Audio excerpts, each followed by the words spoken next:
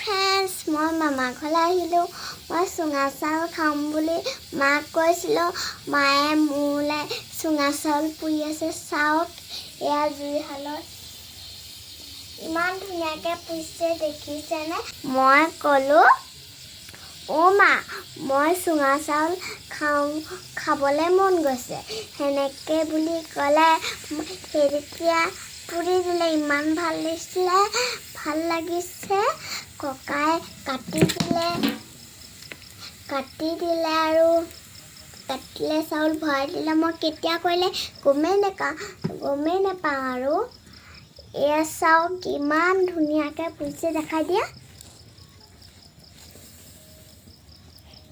আপোনালোকৰ চুঙা চাউলটোক কি বুলি কয় আপোনালোকে ক'ব দেই। ফাইনেলি আমাৰ চুঙা চাউল খাবলৈ হৈ গ'ল দেই। ইমান আঠা, দেখিছেনে?